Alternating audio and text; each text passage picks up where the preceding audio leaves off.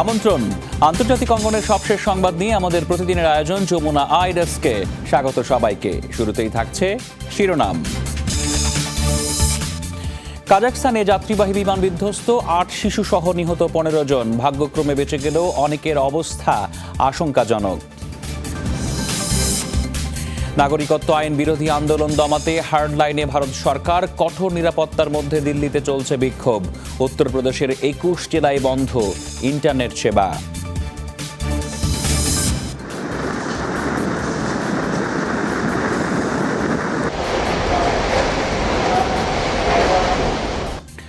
ফিলিপাইনে typhoon ফ্যানফোনে প্রাণহানির সংখ্যা বেড়ে দাঁড়িয়েছে ২৮ জনে। চলছে উদ্ধার ও ত্রাণ তৎপরতা। আশ্রয় কেন্দ্রে ৪৩,০০০ মানুষ। এসব খবরের বিস্তারিত নিয়ে আপনাদের সাথে আছি আমি রাহাত মিনহাস। কাজাখস্তানে যাত্রীবাহী বিমান বিধ্বস্তের ঘটনায় ১৫ জনের মৃত্যুর খবর নিশ্চিত করেছে কর্তৃপক্ষ, যাদের বেশিরভাগই শিশু। ধ্বংসস্তূপ থেকে উদ্ধারের পর হাসপাতালে ভর্তি করা হয়েছে আরও ৬০ জন আরোহীকে, যাদের মধ্যে ৩৫ জনের অবস্থা আশঙ্কাজনক। এই দুর্ঘটনায় বিশেষ তদন্ত কমিশন গঠনের নির্দেশ দিয়েছেন দেশটির প্রেসিডেন্ট।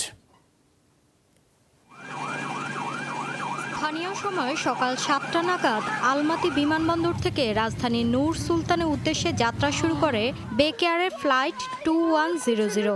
এ সময় ৫ জন ক্রু সহ উড়োজাহাজটিতে ছিলেন ৯৩ যাত্রী।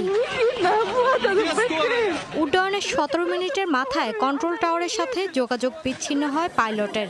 এরপরই দোতলা একটি ভবনের উপর আছড়ে পড়ে বিমানটি।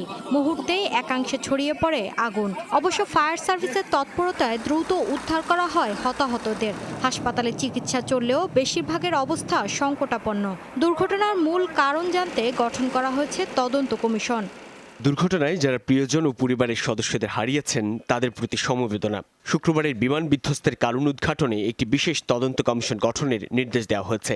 অপরাধ প্রমাণিত হলে আইন অনুসারে শাস্তি পাবে সংশ্লিষ্টরা।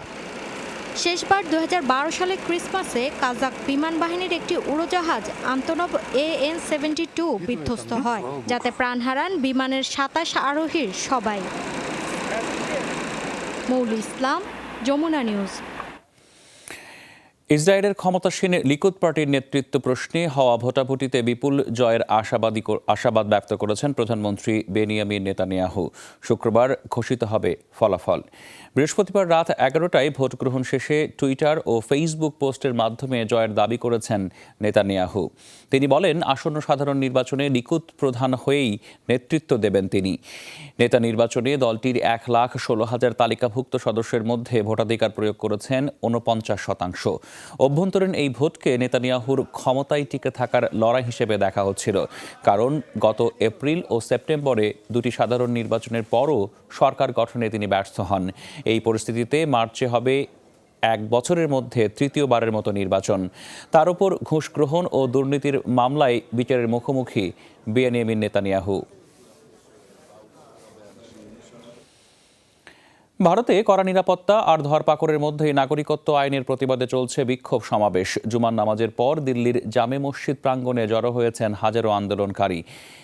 জোরবাগেও চলছে নতুন আইন বিরোধী আন্দোলন। শান্তিপূর্ণ বিক্ষোভের আহ্বান জানিয়েছেন জামে মসজিদের ইমাম ওমর আহমেদ ইলিয়াস। পরিস্থিতি শান্ত রাখতে উত্তরপ্রদেশে জোরদার করা হয়েছে নিরাপত্তা ব্যবস্থা। সামাজিক যোগাযোগ মাধ্যমে পোস্টের জেরে আটক করা হয়েছে ১২৪ জনকে। শুক্রবার সকাল থেকেই উত্তরপ্রদেশে চলছে নিরাপত্তা বাহিনীর টহল। জুমার নামাজের পর তীব্র হতে পারে আন্দোলন, এমন আশঙ্কা ছিল প্রশাসনের। বিক্ষোভ ঠেকাতে তাই আগেভাগে কঠোর পদক্ষেপ নেয় সরকার।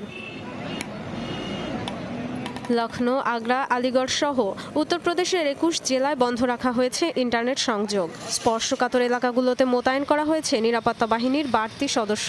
ড্রোনের মাধ্যমে চলছে নজরদারি। রাজধানী দিল্লির বেশ কয়েকটি স্থানে জারি আছে ১৪৪ ধারা। গত ৪ দিন ধরে রাজ্যে শান্তিপূর্ণ পরিস্থিতি বিরাজ করছে। কৌশলগত কারণেই আজ সংবেদনশীল স্থানগুলোয় নিরাপত্তা জোরদার করা হয়েছে। বিশেষ করে গত সপ্তাহে যেসব এলাকায় সহিংসতা হয়েছে, সামাজিক যোগাযোগ মাধ্যমও নজরদারির আওতায়। শুক্রবার জুমার পর দিল্লির জামে মসজিদ ও জোরবাগের সামনে বিক্ষোভ শুরু করে আন্দোলনকারীরা। বিক্ষোভকারীদের একটি দল প্রধানমন্ত্রীর বাসভবনের দিকে এগোতে চাইলে পুলিশের বাধার মুখে পড়ে। বিভিন্ন মসজিদের ইমাম সহ 50 জনের প্রতিনিধি দল প্রধানমন্ত্রী ও স্বরাষ্ট্রমন্ত্রীর সাথে সাক্ষাৎ করবেন বলে জানিয়েছেন জামে মসজিদের ইমাম। গেল শুক্রবার জুমার পর নাগরিকত্ব আইন বাতিলের দাবিতে ব্যাপক বিক্ষোভ হয় উত্তরপ্রদেশের মসজিদগুলোতে। সহিংসতায় কেবল এ রাজ্যেই প্রাণ গেছে 21 জনের। ডলথি তাসরিন, যমুনা নিউজ। এখনও নিয়ন্ত্রণের বাইরে অস্ট্রেলিয়ার ভয়াবহ দাবানল। আশঙ্কা চলতি সপ্তাহে আরও বিশাল এলাকা জুড়ে ছড়িয়ে পড়বে এই আগুন। সিডনির পশ্চিমাঞ্চলে একই সাথে জ্বলছে শতাধিক আগুন। নিয়ন্ত্রণে প্রাণপণ লড়াই চালিয়ে যাচ্ছে ফায়ার সার্ভিসের কর্মীরা। তবে কিছু এলাকায় দাবানলের তীব্রতা এতটাই ভয়াবহ যে ধারে কাছেও যেতে পারছেন না ফায়ার ফাইটাররা। গত দুদিনে তাপমাত্রার সামান্য কমলেও নিউ সাউথ ওয়েলস ও ভিক্টোরিয়ায় শুক্রবার তাপমাত্রা পৌঁছেছে 40 ডিগ্রি সেলসিয়াসে। আশপাশের এলাকায় এখনও জারি রয়েছে স্বাস্থ্য সতর্কতা। সিডনির দক্ষিণ পশ্চিমাঞ্চলে খাবার পানি সরবরাহেও বিঘ্ন হতে পারে বলে জানিয়েছে কর্তৃপক্ষ।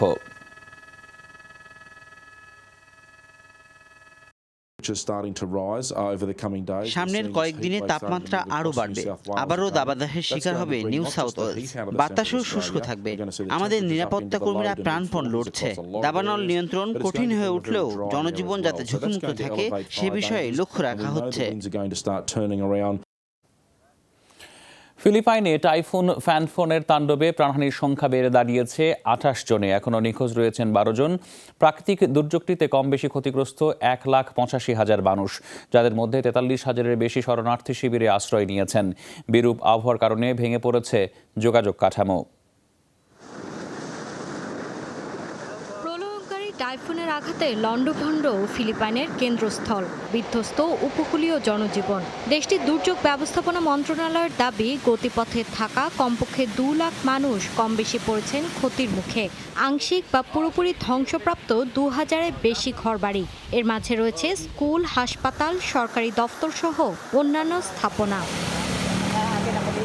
প্রাণহানি ঠেকাতে নিরাপদ আশ্রয়ে সরানো হয়েছে হাজার হাজার মানুষকে। বিপুল সংখ্যক আশ্রিতকে ত্রাণ সেবা দিতে কিছুটা হিমশিমে খাচ্ছে কর্তৃপক্ষ। বাস্তুহারাদের জন্য খাবার, কম্বল, ওষুধের মতো ত্রাণ সামগ্রীর আহ্বান জানাচ্ছি। সামর্থ্য অনুসারে প্রয়োজনীয় সরঞ্জাম দান করলে আমরা উপকৃত হতাম। প্রত্যাশা, মানবিকতার খাতিরে সবাই এগিয়ে আসবেন।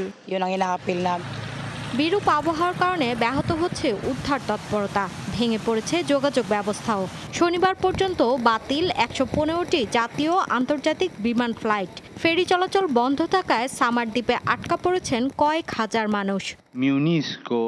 টাইফুন ফ্যানফোনের কারণে ফিলিপাইনের যেসব ভাই বোনেরা ক্ষতিগ্রস্ত তাদের জন্য কষ্ট অনুভব করতে পারছি। নিহতদের জন্য প্রার্থনা করছি। আহত ব্যক্তি এবং তাদের পরিবার যেন ক্ষয়ক্ষতি পুষিয়ে উঠতে পারে সেজন্য সহায়তার আহ্বান রইল। 2013 সালে প্রাণঘাতী টাইফুন হাইয়ান যে গতিপথে ফিলিপাইনে আঘাত হেনেছিল, ঠিক একই পথে ক্রিসমাসের দিন ভূখণ্ডে আছড়ে পড়ে ফ্যানফোন। হাইয়ানের তাণ্ডবে 6,500 মানুষের মৃত্যু হয়। মৌলি ইসলাম, যমুনা নিউজ। লিবিয়ায় সেনা মোতায়েন করতে যাচ্ছে তুরস্ক। বৃহস্পতিবার এই ঘোষণা দেন দেশটির president Recep Tayyip Erdogan. Erdogan বলেন, লিবিয়ার পক্ষ থেকে দেশটিতে সেনা মোতায়েনের জন্য তুরস্কের প্রতি অনুরোধ জানানো হয়েছে। আগামী জানুয়ারিতে পার্লামেন্টের অধিবেশনে সেনা মোতায়েন বিষয়ক প্রস্তাব তোলা হবে। তিনি বলেন, এইটি হবে তুরস্কের একটি গুরুত্বপূর্ণ উদ্যোগ। এরদোগান আরও বলেন, বিদ্রোহী নেতা খলিফা হাফতারের বিরুদ্ধে ত্রিপোলিকে সব ধরনের সমর্থন দেওয়া হবে। বিভিন্ন ইউরোপীয় ও আরব দেশ এই জেনারেলকে পৃষ্ঠপোষকতা দিয়ে আসছে। 2011 সালে মুয়াম্মার আল গাদ্দাফির পতনের পর থেকেই দেশটির ক্ষমতা বন্টন নিয়ে চলছে টানাপোড়েন।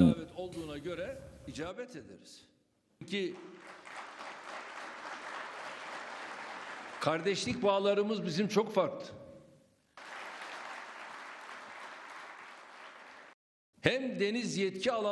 লিবিয়ার আমন্ত্রণে সাড়া দিয়ে দেশটিতে সেনাবাহিনী পাঠানোর সিদ্ধান্ত নিয়েছে তুরস্ক। ভ্রাতৃত্ব বজায় রাখাই মূল উদ্দেশ্য।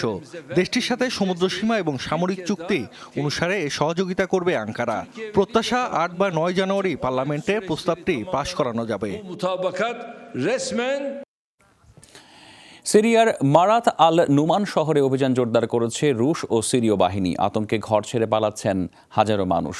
বেশিরভাগেরই লক্ষ্য তুর্কি সীমান্ত, অনেকেই আবার আশ্রয় নিয়েছেন স্থানীয় মসজিদগুলোতে।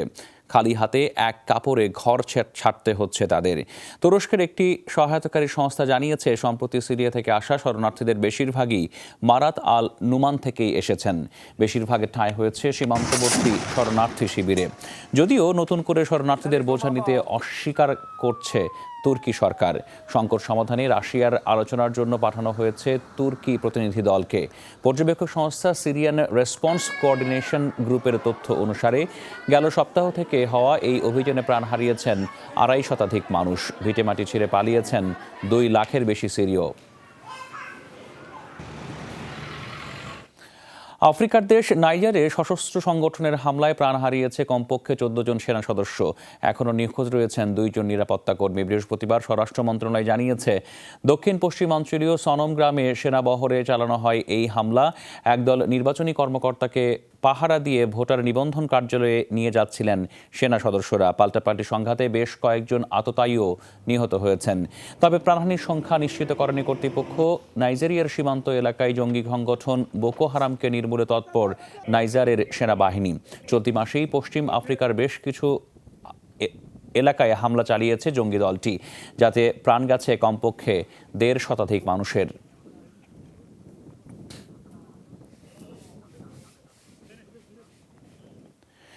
ইতালির গ্র্যান্ড সাসো পর্বতে আরোহণের সময় প্রাণ গেছে ৩ জন পর্বত আরোহীর। বৃহস্পতিবার এই তথ্য নিশ্চিত করেছে কর্তৃপক্ষ।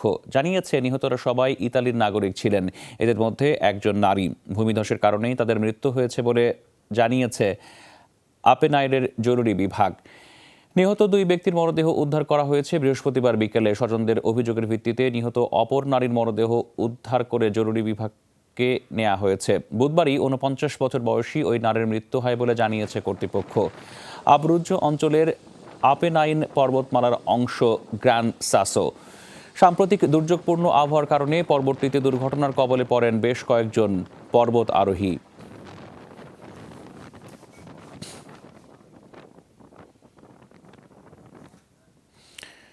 ভূমধ্যসাগর থেকে গত দুদিনে কমপক্ষে ৩০০ অভিবাসন প্রত্যাশীকে উদ্ধার করেছে স্পেনের উদ্ধারকারী দল। উপকূলীয় এলাকাগুলোতে অভিযান চালিয়ে উদ্ধার করা হয় তাদের। বৃহস্পতিবার স্পেনের দক্ষিণ পূর্ব উপকূল থেকে উদ্ধার করা হয় নারী ও শিশু সহ শখানেক আশ্রয় প্রার্থীকে। এদের অনেকেই ছোট ছোট নৌকায় করে সাগর পাড়ি দেওয়ার চেষ্টা করছিলেন। এর মধ্যে দুর্ঘটনার কবলে পড়ে কয়েকটি নৌকা।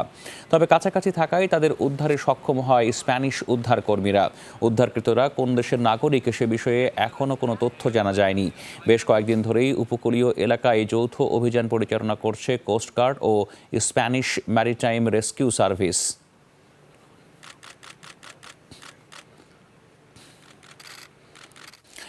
অভিনব পন্থায় স্মরণ করা হলো দ্বিতীয় বিশ্বযুদ্ধে নিহত সেনাদের। বেলজিয়াম ও লুক্সেমবার্গ অভিযানের ৭৫ বর্ষপূর্তি উপলক্ষে ওই যুদ্ধের আদলে অনুষ্ঠিত হয় মহড়া।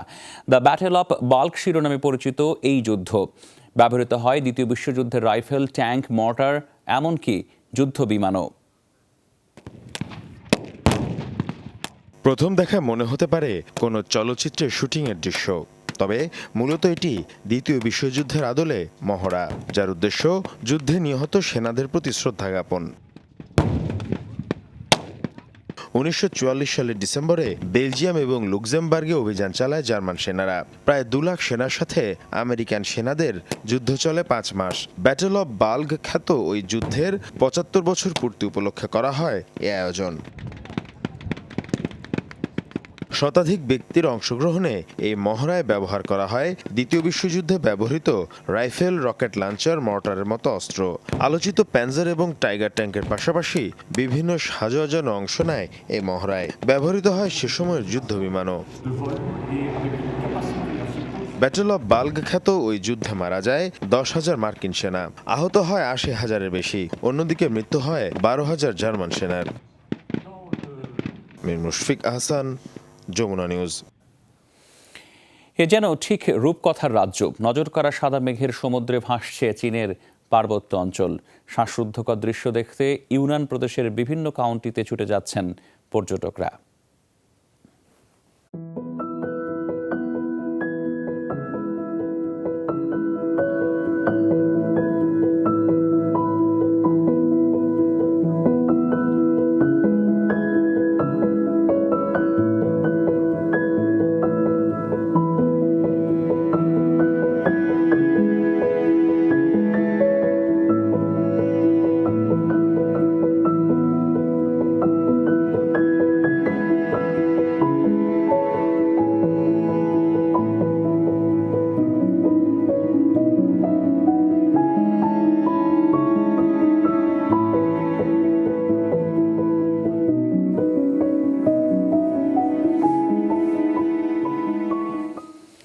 আর এর সাথে শেষ করবো আজকের যমুনা আইডেক্স, তবে তার আগে শিরোনামগুলো মনে করিয়ে দিচ্ছি আরেকবার।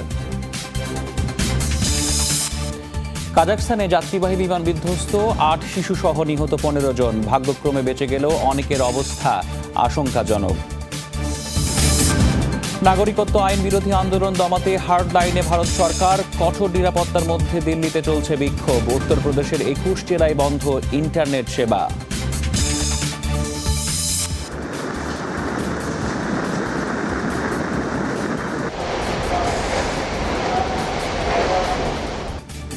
ফিলিপাইনে টাইফুন ফ্যানফোনে প্রাণহানির সংখ্যা বেড়ে দাঁড়িয়েছে 28 জনে। চলছে উদ্ধার ও ত্রাণ তৎপরতা। আশ্রয় কেন্দ্রে 43,000 মানুষ। এই ছিল আজকের যমুনা আইডেস্কের আয়োজন। এতক্ষণ সাথে থাকার জন্য ধন্যবাদ সবাইকে।